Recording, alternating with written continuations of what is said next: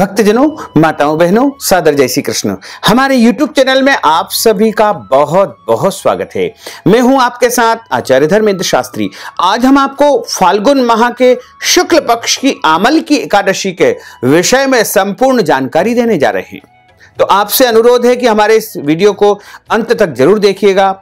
आमल की एकादशी जो कि फाल्गुन माह के शुक्ल पक्ष में आती है, इस एकादशी का व्रत आपको कब करना है, एकादशी व्रत का शुभ मुहूर्त कब से कब तक रहेगा और एकादशी व्रत में कौन कौन से प्रमुख नियमों का पालन अनिवार्य रूप से करना चाहिए, एकादशी के दिन पूजन का विधान किस प्रकार रहेगा तथा एकादशी व्रत का पारणा और फलाहार आदि समस्त नियम किस प्रकार से पालन करना चाहिए।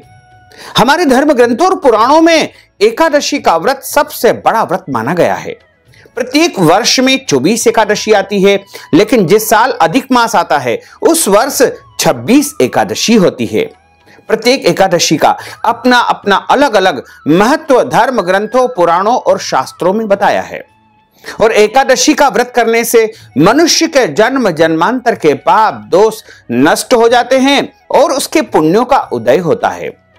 जब पुण्यों का उदय होगा तब उसका भाग्योदय होगा, जब भाग्योदय होगा तब उसे सांसारिक सुख सुविधाओं की प्राप्ति होगी, क्योंकि मनुष्य के जो पूर्व जन्म के कर्म होते हैं उनके कारण ही मनुष्यों को कई कष्ट भोगने पड़ते हैं। इसलिए यदि आप अपने पूर्व जन्म के पाप दोषों का निवारण करना चाहते हैं और समस्त पापों का नष्ट करने का यदि आपने निश्चय किया है तो आपको एकादशी का व्रत पूरे विधि विधान से करना चाहिए। जो मनुष्य पूरे वर्ष की समस्त एकादशियों का व्रत करता है उसके जन्म जन्मांतर के पाप दोष नष्ट हो जाते हैं और उसके पुण्यों का उदय होता है। प्रत्येक मनुष्य को एकादशी का व्रत करना चाहिए और एकादशी के दिन पूरी श्रद्धा और भक्ति के साथ में भगवान नारायण का विशेष पूजन अर्चन भी करना चाहिए। कृष्ण पक्ष और शुक्ल पक्ष दोनों पक्ष में एकादशी आती है और दोनों पक्ष की एकादशी सभी मनुष्यों को करना चाहिए। एकादशी व्रत का अपने आप में ही एक अलग महत्व माना गया है। एकादशी का व्रत धार्मिक दृष्टि से तथा वैज्ञानिक दृष्टि से भी महत्वपूर्ण माना गया है। फाल्गुन माह के शुक्ल पक्ष में जो एकादशी आती है उसे आमल की एकादशी कहा जाता है और आमल की एकादशी विशेष रूप से भगवान नारायण को परम प्रिय एकादशी होती है, क्योंकि होली के ठीक 4 दिन पहले यह एकादशी आती है और इस समय होली का उत्सव का बड़ा आनंद रहता है, बड़ी ही धूमधाम रहती है। विशेष रूप से भगवान कृष्ण के धाम वृंदावन धाम में तो होली का उत्सव का बड़ा ही आनंद उत्सव मनता है।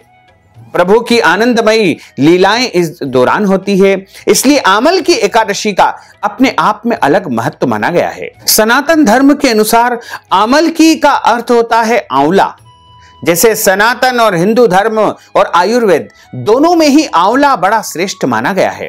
पद्म पुराण के अनुसार भगवान विष्णु को आंवले को रूप माना गया है और आंवला वृक्ष अत्यंत ही भगवान को प्रिय होता है। भगवान आंवले वृक्ष में जो है अपनी पत्नी लक्ष्मी के साथ निवास करते हैं। सनातन धर्म के अनुसार आमल की एकादशी फाल्गुन माह के शुक्ल पक्ष में आती है और इसे आमलक्य एकादशी भी कहा जाता है। सामान्यतः यह एकादशी जो है फाल्गुन माह के शुक्ल पक्ष में आती है और इस बार यह एकादशी 25 मार्च 2021 को आ रही है। आमल की एकादशी तिथि जो प्रारंभ होगी वो 24 मार्च को सुबह 10:23 से प्रारंभ हो जाएगी, जो कि 25 मार्च को सुबह 9:47 तक आमल की एकादशी तिथि रहेगी। धर्म ग्रंथों और पुराणों में लिखा हुआ है कि कभी भी दशमी युक्त एकादशी का व्रत नहीं करना चाहिए, हमेशा द्वादशी युक्त का ही जो है व्रत करना चाहिए। यानी जिस एकादशी को दशमी का लेस मास मात्र भी स्पर्श होता है उस एकादशी का व्रत नहीं करना चाहिए। वह एकादशी पुण्यों को जो है समाप्त करने वाली मानी जाती है और हमेशा द्वादशी युक्त ही एकादशी का व्रत करना चाहिए। इस एकादशी को हरिवासर एकादशी कहा जाता है और इस बार द्वादशी युक्त एकादशी और सूर्योदय व्यापिनी एकादशी 25 मार्च 2021 को है। और इसी दिन सभी भक्त जनों को, माताओं बहनों को और अन्य सभी जो है भक्त जनों को व्रत करना चाहिए। 25 मार्च को ही एकादशी का महापर्व रहेगा, लेकिन कुछ पंचांगों में 24 मार्च को भी एकादशी बताई है। यदि आप वैष्णव मत के अनुसार, हमारे मत के अनुसार एकादशी का व्रत करते हैं तो आपको 25 मार्च 2021 को ही एकादशी का व्रत करना चाहिए। तो यदि आप एकादशी का पूरा पुण्य लाभ प्राप्त करना चाहते हैं तो आपको 25 मार्च 2021 गुरुवार के दिन ही एकादशी का व्रत करना चाहिए। और अमल की एकादशी के दिन आंवले वृक्ष का विशेष महत्व धर्म ग्रंथों और पुराणों में बताया है। आंवले वृक्ष में भगवान विष्णु का माता लक्ष्मी के साथ निवास रहता है। इसी कारण से आंवले वृक्ष के दिन अमल की एकादशी का विशेष पूजन अर्चन किया जाता है। अमल की एकादशी के दिन आंवले के उपटन से यानी आंवले के चूर्ण से स्नान किया जाता है और आंवले के जल से स्नान किया जाता है। आंवले वृक्ष का जो है पूजन किया जाता है और फलाहार में भी आंवले का भोजन किया जाता है, यानी आंवले का फलाहार तैयार किया जाता है। और इस दिन आंवले का दान करना परम कल्याणकारी माना जाता है। आंवले वृक्ष में भगवान विष्णु का माता लक्ष्मी के साथ निवास होता है। माना जाता है कि जब भगवान श्री हरि विष्णु ने सृष्टि की रचना के लिए ब्रह्मा जी को प्रकट किया था, उसी समय भगवान विष्णु ने आंवले वृक्ष को भी जन्म दिया था। इसी कारण आंवले के वृक्ष की पूजा की जाती है। आंवले के वृक्ष के हर अंग में ईश्वर का निवास माना गया है, इसलिए आंवले वृक्ष को साक्षात भगवान का स्वरूप माना जाता है। और अमल की एकादशी तो आंवले की विशेष एकादशी मानी गई है और इस दिन स्नान से लेकर के फलाहार और दान सभी वस्तुओं में जो है आंवला का उपयोग अनिवार्य रूप से करना चाहिए। इस दिन आंवले का दान करने से स्वर्ण दान का फल प्राप्त होता है, क्योंकि एक आंवला यदि आप दान कर देंगे तो आपको करोड़ों गुना स्वर्ण दान का फल इस दिन प्राप्त होगा। जो भक्तजन, माताएं बहनें अमल की एकादशी का व्रत करने जा रहे हैं, उनको दशमी तिथि से ही नियम पालन आरंभ करना चाहिए। यानी दशमी तिथि के दिन प्रातः काल जो है जल्दी उठ करके स्नान करें और दशमी तिथि के दिन शुद्ध और सात्विक जीवन व्यतीत करें। दशमी तिथि के दिन एक समय भोजन करना चाहिए। दशमी तिथि के दिन आपको चावल का उपयोग नहीं करना चाहिए। दशमी तिथि के दिन लहसुन, प्याज, मांस, मदिरा का भी उपयोग नहीं करना चाहिए। और दशमी तिथि के दिन ब्रह्मचर्य व्रत का पालन करना चाहिए। यानी दशमी तिथि से ही आपको एकादशी का नियम आरंभ कर देना चाहिए। तो दशमी तिथि यानी 24 मार्च को आपको एकादशी का जो है नियम आरंभ करना चाहिए। दशमी तिथि को एक समय भोजन करना है। 24 मार्च को आपको दशमी के समस्त नियमों का पालन करना चाहिए और ब्रह्मचर्य व्रत का पालन करते हुए आपको 25 मार्च 2021 गुरुवार के दिन ही एकादशी का व्रत धारण करना होगा। तो जो मनुष्य, भक्तजन, माताएं बहनें एकादशी का व्रत करते हैं, उन्हें एकादशी के दिन ब्रह्म मुहूर्त में अपना शयन त्याग कर देना चाहिए, यानी बिस्तर से उठ जाना चाहिए। ब्रह्म मुहूर्त का अर्थ होता है प्रातःकाल 4:30 बजे से लेकर के 5:30 का जो समय होता है उसे ब्रह्म मुहूर्त कहा गया है। और ब्रह्म मुहूर्त में शैया का त्याग कर देवे, उसके बाद शुद्ध और पवित्र जल से जो है स्नान करे। यदि संभव हो तो सबसे पहले शरीर के ऊपर आंवले का उपटन लगाए और उसके बाद जल में आंवला डाल करके उससे स्नान करे। उसके बाद स्वच्छ व पवित्र वस्त्र धारण करे। एकादशी के दिन शुद्ध और सात्विक वस्त्र धारण करना चाहिए। जिन कपड़ों को आपने पहले पहना था उनको आप जो है सूखे स्पर्श न करें, उन्हें गीले करके धो लेने में कोई दोष नहीं होता है। इसके अलावा जिन बिस्तरों पर आप सोए थे उनको भी स्पर्श स्नान के पश्चात नहीं करना चाहिए। और उसके बाद सबसे पहले आप अपना नित्य कर्म करें, यानी नित्य की पूजन अर्चन करें, सूर्य भगवान को जल चढ़ाएं। उसके बाद भगवान के सामने बैठ करके हाथ में आपको पुष्प, तुलसी पत्र, कुछ द्रव्य दक्षिणा, सुपारी और अन्य संकल्प की सामग्री रख करके धूप दीप प्रज्वलित करके आपको संकल्प धारण करना चाहिए। संकल्प की जो मुद्रा होती है वो इस प्रकार होती है, यानी हाथ के मध्य में संकल्प धारण किया जाता है। तो सबसे पहले हाथ के अंदर जल रखना चाहिए, उसके अंदर आपको तुलसी पत्र रखना चाहिए और उसमें पुष्प रखना चाहिए। कुछ पैसा और सुपारी भी आप संकल्प में रख सकते हैं। आपको एकादशी का संकल्प जब धारण करना है तो सबसे पहले आपको ओम विष्णु विष्णु विष्णु 3 बार विष्णु विष्णु का उच्चारण करना चाहिए और कहिए कि आज फाल्गुन माह के शुक्ल पक्ष की आमल की एकादशी है तथा मैं अपने जन्म जन्मांतर के पाप दोषों का निवारण करने के लिए आमल की एकादशी का व्रत करने जा रहा हूं या करने जा रही हूं। मेरा नाम यह है, मेरा गोत्र यह है। अपना नाम और गोत्र का उच्चारण करते हुए अपने मन की जो भी इच्छाएं हैं, कामनाएं हैं, वो प्रभु के सामने संकल्प के माध्यम से प्रकट आपको करना चाहिए। वैसे तो प्रभु अंतर्यामी है, सब कुछ जानते हैं, लेकिन फिर भी आप अपने मन की इच्छाओं को, कामनाओं को यदि संकल्प के रूप में प्रकट करेंगे तो निश्चित तौर से प्रभु आपकी प्रार्थना को स्वीकार करेंगे और आपकी इच्छाओं को जल्द ही पूर्ण कर देंगे। उसके बाद आप संकल्प धारण कर लीजिए। यदि आप अपने पितरों को, परिजनों को या अन्य किसी व्यक्ति को एकादशी व्रत का फल प्रदान करना चाहते हैं तो वो भी आपको संकल्प के माध्यम से उच्चारण करना चाहिए। उसके बाद आपने जो संकल्प धारण किया है उसको आप प्रभु के सामने अर्पण कर दीजिएगा कि आज मैं आमल की एकादशी का व्रत करने जा रहा हूं या करने जा रही हूं, जिसका संकल्प या प्रतिज्ञा में धारण करता हूं। इस प्रकार संकल्प प्रभु के सामने समर्पण करके हाथ जोड़ करके भगवान से प्रार्थना करें कि हे प्रभु, हे ईश्वर, हे कृपानाथ, हे दीनानाथ, आज मैं फाल्गुन माह के शुक्ल पक्ष की आमल की एकादशी का व्रत करने जा रहा हूं या करने जा रही हूं। मुझे शक्ति तथा सामर्थ्य प्रदान करे कि मैं एकादशी के समस्त नियमों का पालन कर सकूं और पूरी श्रद्धा और भक्ति के साथ में आपकी आराधना और सेवा कर सकूं। इसके बाद आपका एकादशी व्रत आरंभ हो जाएगा।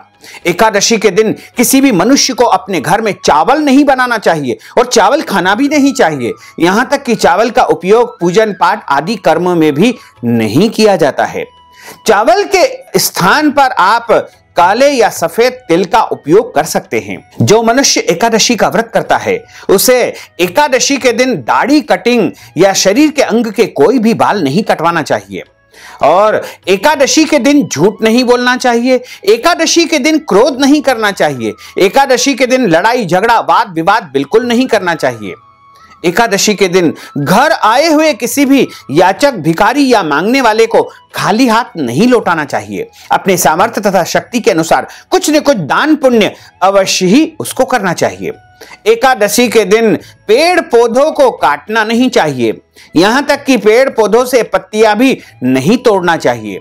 इसी कारण से एकादशी के दिन तुलसी पत्र तोड़ना वर्जित माना जाता है।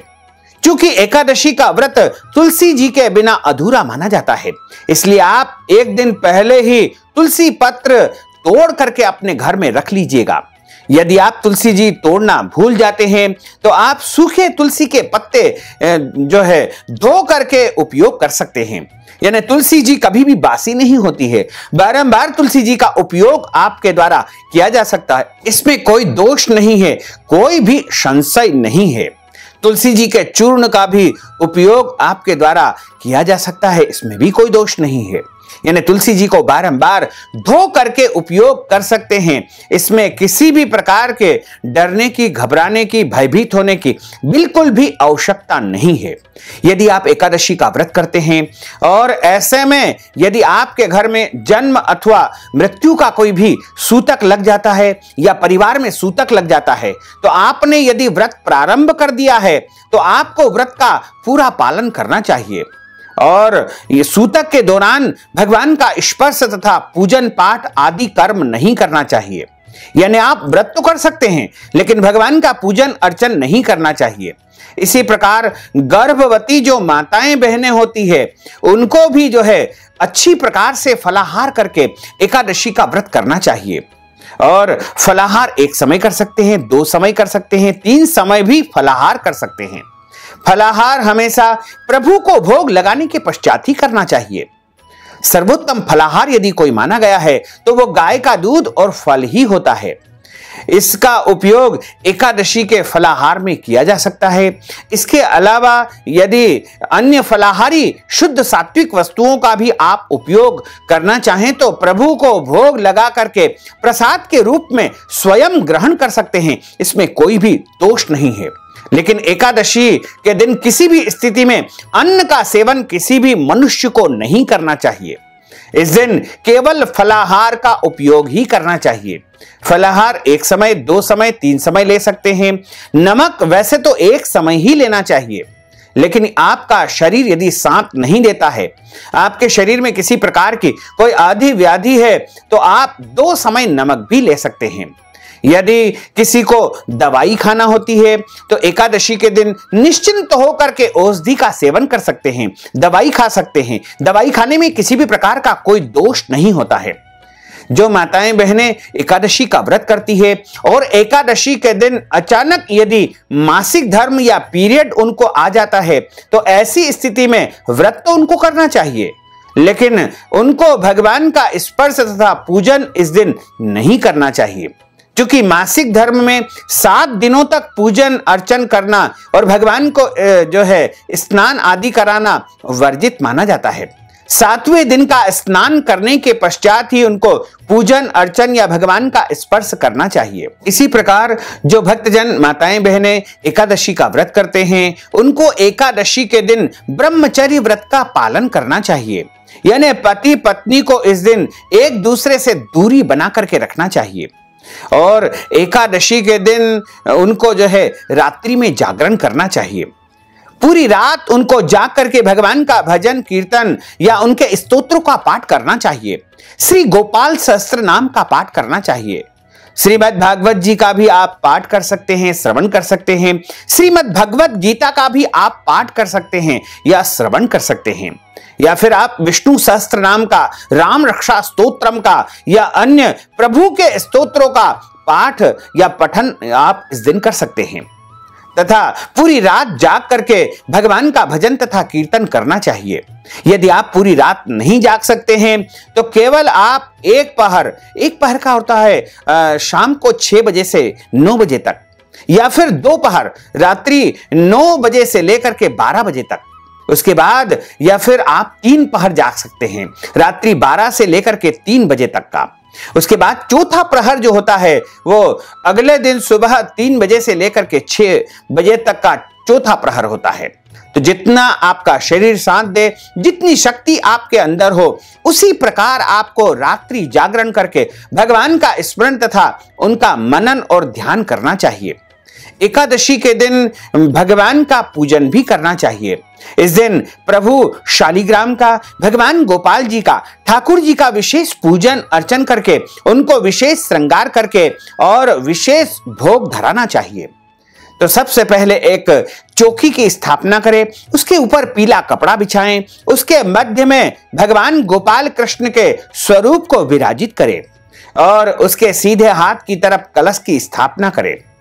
तो आप चाहें तो गौरी गणेश का भी पूजन कर सकते हैं, लेकिन इस दिन चूंकि सर्व समर्थवान प्रभु श्री बालकृष्ण जी का पूजन ही सबसे सर्वोत्तम माना जाता है, इसलिए आप केवल बालकृष्ण जी का पूजन करके, कलश का पूजन करके या कलश का पूजन नहीं भी कर सकते हैं तो केवल बालकृष्ण जी का पूजन आप पंचामृत, दूध, दही, शहद, शक्कर, घी इत्यादि से जो है पूजन करें और उनको अच्छे वस्त्र धारण कराएं और उसके पश्चात उनको शुद्ध और पवित्र फलाहार बना करके नैवेद्यम तुलसी पत्र रख करके अर्पित करें। नैवेद्यम के आसपास जल फेर करके और प्रभु का स्मरण करें, ध्यान करें। इस प्रकार जो भोग भगवान को धराएं उसी को आपको फलाहार में उपयोग करना चाहिए। इस प्रकार एकादशी के दिन सभी नियमों का पालन करते हुए पूरी श्रद्धा के साथ, पूरी भक्ति के साथ, पूरी भावना के साथ तथा अपने घर के बड़े बुजुर्गों और माता पिता या सास ससुर की सेवा करते हुए एकादशी का व्रत पालन करना चाहिए। एकादशी के दिन कभी भी भगवान की निंदा नहीं करना चाहिए, साधु संतों की बुराई नहीं करना चाहिए, ब्राह्मणों की निंदा बिल्कुल भी एकादशी के दिन नहीं करना चाहिए, क्योंकि भगवान स्वयं जो है ब्राह्मण का दर्शन करने के बाद, गौ माता का दर्शन करने के बाद ही भोजन को स्वीकार करते हैं।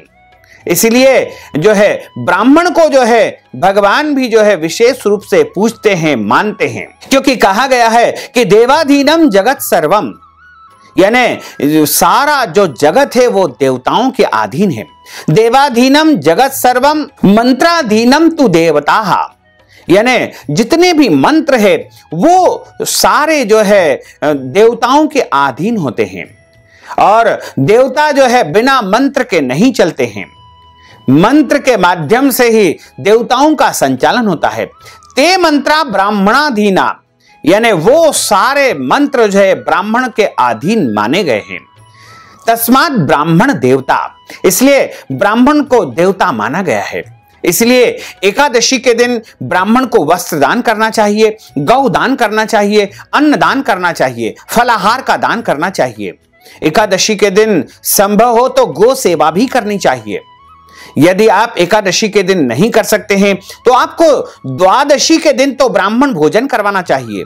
ब्राह्मणों को अन्नदान, वस्त्र दान, गोदान, स्वर्ण दान या जो भी आपकी शक्ति हो, सामर्थ्य हो, उसके अनुसार कुछ न कुछ दान अवश्य ही देना चाहिए। जो भक्तजन माताएं बहनें एकादशी का व्रत करेंगे उनको एकादशी व्रत का पारणा 26 मार्च 2021 शुक्रवार के दिन करना है, और व्रत का पारणा करने का जो मुख्य समय रहेगा वो प्रातः काल यानी 26 मार्च 2021 शुक्रवार को सुबह 6:18 से लेकर के 8:47 के बीच में आपको व्रत का पारणा करना चाहिए।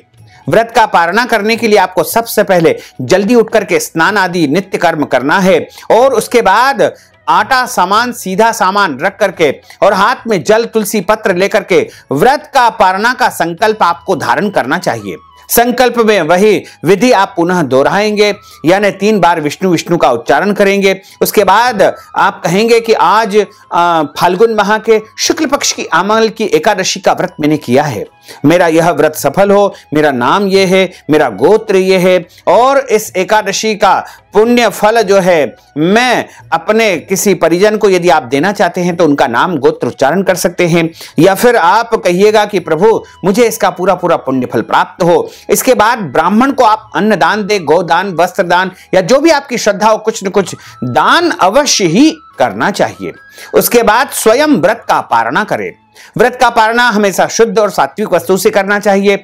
व्रत का पारणा करते समय चावल का उपयोग भी करना चाहिए, क्योंकि चावल का निरंतर आप 2 दिनों से परित्याग कर देते हैं। इसलिए चावल को चूंकि देवान्न की संज्ञा दी गई है, इसलिए चावल का उपयोग द्वादशी के दिन अनिवार्य रूप से करना चाहिए। भोजन में, खाने पीने में चावल का उपयोग कर सकते हैं। यदि अगले दिन आपको कोई और व्रत करना है, जैसे शुक्रवार का व्रत या प्रदोष का व्रत करना है, तो आप फल या फलाहार से व्रत का पारणा कर सकते हैं, या फिर जल या तुलसी पत्र से भी व्रत का पारणा किया जा सकता है।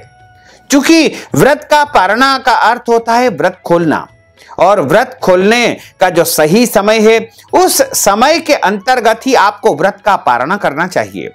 इस प्रकार यदि इस विधि से आप एकादशी का व्रत करेंगे तो निश्चित तौर से आपको जो है आमल की एकादशी का पूरा पूरा पुण्य फल प्राप्त हो सकेगा। साथ ही आप यदि आमल की एकादशी की कथा श्रवण करना चाहते हैं तो कथा हमेशा ब्राह्मण के मुखारविंद से सुनना चाहिए, और कथा सुनने के बाद जिस ब्राह्मण के मुखारविंद से आपने कथा सुनी है उनको श्रद्धा के अनुसार, भक्ति के अनुसार कुछ न कुछ दान पुण्य अवश्य ही करना चाहिए।